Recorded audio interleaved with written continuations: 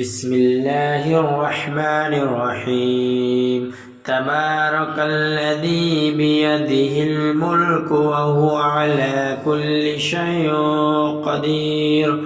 الذي خلق الموت والحياة ليبلوكم أيكم أحسن عملا